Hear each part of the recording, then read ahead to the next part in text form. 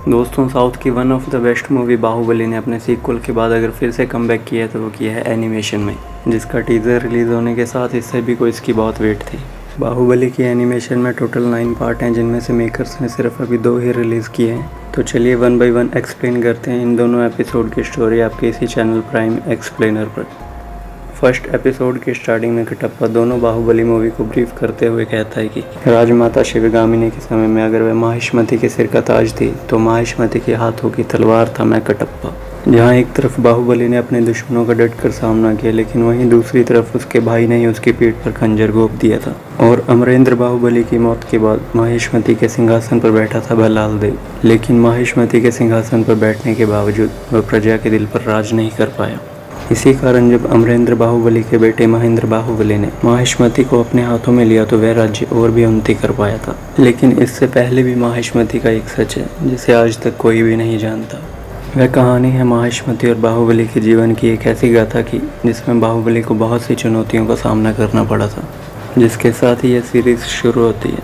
जहाँ राजमाता शिवगामिनी देवी एक तरफ अपने सिंहासन पर बैठी थी, वहीं उसके दोनों पुत्र अपने पिता और कटप्पा के साथ नीचे खड़े थे। लेकिन उसी समय गरुड़ राज्य का एक युवराज अपने कुछ सैनिकों के साथ माहिष्मति के राज्य में पहुंचता है, जिनका मंत्री माहिष्मति के राज्य पर एक इल्जाम लगाते हुए कहता है कि उनके राज्य के लोगों ने उनके इष्ट गरुड़ देव की मूर्ति चुरा ली है, जिस इल्जाम का विरोध वहां खड़े भल्लाल देव और बाहुबली दोनों ही करते हैं। लेकिन युवराज के सैनिक एक तलवार दिखाते हुए कहते हैं कि हम पर हुए हमले में इस तलवार का इस्तेमाल किया गया था और इस तरह की तलवार माहिष्मति के अलावा और कोई भी राज्य नहीं बना सकता। जिसके बाद गरुड़ राज्य का युवराज उन्हें एक दिन का मौका देते हुए कहता है कि यदि कल शाम तक उसे वह गरुड़ की मूर्ति ना मिली तो वह उस राज्य पर हमला कर देगा। जिसके बाद भल्लाल देव बोलता है कि इस राज्य पर हमला करके मैं इसके सारी संपत्ति को अपने राज्य में मिला लूंगा। लेकिन बाहुबली अपनी माता से सिर्फ एक रात का समय लेते हुए सारे मसले को सुलझाने के लिए निकल जाता है। जिसके अगले सीन में हमें कालकेय को दिखाया जाता है, जो एक जंगल में आग जलाकर अपने सभी सैनिकों के साथ उस मूर्ति को लेकर वहां खुशियां मना रहा होता है, क्योंकि कालकेय अपनी योजना के अनुसार माहिष्मति और गरुड़ राज्य दोनों को आपस में लड़वाना चाहता था।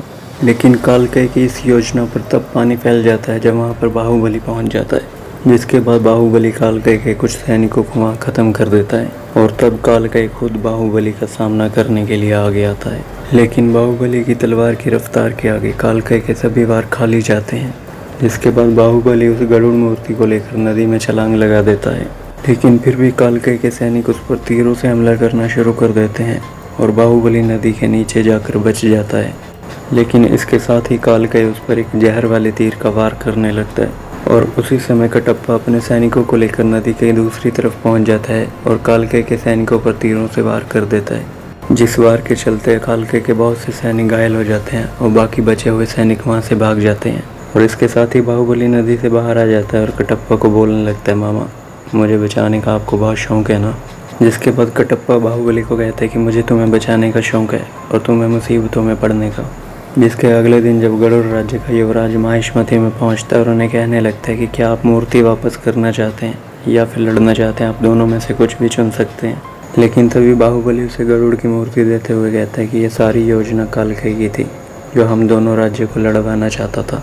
जिसे सुनकर गरुड़ राज्य का युवराज वहाँ शर्मिंदा हो जाता है और माहिष्मति को शुक्रिया बोलकर वहाँ से चले जाता है।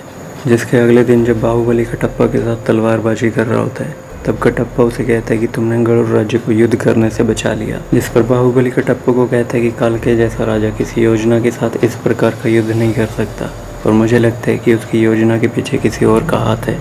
लेकिन बाहुबली कहता है कि फ़िलहाल मेरे पास इसका कोई साक्ष्य नहीं है। लेकिन तभी एक सैनिक वहाँ पर भागता हुआ आता है, बाहुबली को कहता है, युवराज हमारे माहिष्मति राज्य के एक नगर पर किसी ने हमला किया है। जिसे सुनते ही बाहुबली और कटप्पा वहाँ से निकल जाते हैं। जिसके अगले सीन में हम देखते हैं कि कटप्पा अपने कुछ सैनिकों और भल्लाल देव को लेकर उस नगर में पहुंच जाता है, जहां वो देखता है कि सारे गांव को जला दिया गया है और गांव के बूढ़े लोगों को पेड़ पर लटका दिया गया है। जिस पर कटप्पा भल्लाल देव से कहता है कि अगर गांव के बूढ़े लोग यहाँ पर हैं तो गांव के बाकी सारे लोग कहाँ हैं। लेकिन तभी भल्लाल देव घोड़े पर एक व्यक्ति को देखता है जो उनकी बातें सुन रहा होता है और जैसे ही भल्लाल की नज़र उस पर पड़ती है वह वहाँ से भाग जाता है। जिसका पीछा करने के लिए भल्लाल अपने कुछ सैनिकों के साथ कटप्पा के मना करने के बावजूद जाता है, जहां आगे जंगल में पहुंचने पर बहुत से सैनिक उन पर हमला कर देते हैं। जिस हमले में भल्लाल के सैनिक घायल हो जाते हैं। लेकिन तभी कटप्पा अपने कुछ सैनिकों को लेकर वहां पर पहुंच जाता है और भल्लाल को बचा लेता है। जिसके बाद कटप्पा उनके सैनिकों को ख़त्म करता हुआ आगे बढ़ने लगता है और सैनिकों की एक टुकड़ी के आगे पहुंच जाता है। इस टुकड़ी का नेतृत्व लाल कपड़ों में एक दैत्य जैसा दिखने वाला एक बड़ा सा इंसान कर रहा था। जिसके आगे पहुंचने पर कटप्पा उससे उसका परिचय पूछता है और उस व्यक्ति के पास खड़ा एक सैनिक उसका परिचय देते हुए कहता है कि इनको नहीं जानते हो क्या तुम? ये नाम से रक्तदेव हैं और काम से काल, जिनके वार के आगे चूर चूर हो जाती है हर ढाल। जिसके बाद रक्तदेव कटप्पा का सामना करने के लिए आगे बढ़ता हुआ कहता है कि मैंने तुम्हारी वीरता की बहुत सी कहानियाँ सुनी हैं, लेकिन मैं आज उन सभी कहानियों को झूठा कर दूंगा। जिसके बाद रक्तदेव के वार के बाद कटप्पा की तलवार टूट जाती है, लेकिन अपनी तलवार टूटने के बावजूद कटप्पा वहाँ पर हंसने लगता है, जिसे देखकर रक्तदेव वहाँ पर हैरान हो जाता है। जिस पर कटप्पा उसे कहता है कि मेरी कोई भी योजना इतनी तुच्छ नहीं हो सकती कि इतनी जल्दी से हार जाऊं। जिसके साथ ही एक पहाड़ी पर बाहुबली अपने कुछ सैनिकों को लेकर पहुंच जाता है और जय माहिष्मती कहता हुआ रक्तदेव के सैनिकों पर हमला करने लगता है।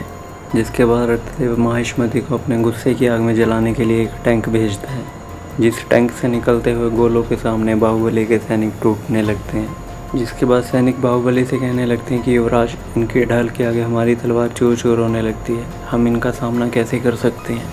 जिस पर बाहुबली उन्हें वहां से जाने के लिए कहता हुआ खुद उनका सामना करने के लिए आगे बढ़ जाता है और रक्तदेव के सैनिकों को ख़त्म करके उस टैंक पर भी अपना कब्जा कर लेता है और उसी टैंक के वार से वह रक्तदेव के कई सैनिकों को ख़त्म कर देता है। जिसके बाद रक्तदेव की तलवार के वार से वह टैंक वहाँ पर टूट जाता है और उस टैंक से एक जलता हुआ लावा निकलने लगता है, जिसके आगे सब कुछ नष्ट हो जाता है। जिसके अगले सीन में हम कटप्पा को देखते हैं जो अपने कुछ सैनिकों और भल्लाल देव के साथ अपने राज्य माहिष्मती में पहुंचते हैं और भल्लाल देव शिवगामिनी को बताते हुए कहता है कि माँ, उस युद्ध में बाहुबली बहुत बुरी तरह जल गया है, आप उसकी लाश को नहीं देख पाओगे। जिसे सुनकर राजमाता शिवगामिनी वहाँ पर टूट जाती हैं और कटप्पा को एक थप्पड़ मार देती है, क्योंकि उसका मानना है कि बाहुबली की रक्षा करना कटप्पा का पहला उद्देश्य होना चाहिए था। जिसके बाद वो कटप्पा को अपने राज्य से निकाल देती है और उसे कहती है कि आज के बाद तुम मुझे इस राज्य में नहीं दिखने चाहिए, और यदि तुम इस राज्य में कहीं भी दिख गए तो वह दिन तुम्हारा आखिरी दिन होगा। और इसके साथ ही वह सारे राज्यवासियों को भी उससे दूर रहने के लिए कह देती है। जिसके अगले सीन में शिवगामिनी अपने सिंहासन पर बैठी हुई बाहुबली की यादों में खो जाती है।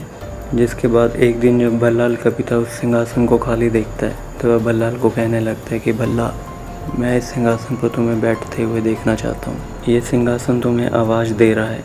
जिस पर भल्लाल देव कहता है कि इस राज्य की प्रजा आज भी उस बाहुबली को याद कर रही है और उस बाहुबली के मरने के बावजूद उसका कद मेरे आज से बहुत ऊपर है।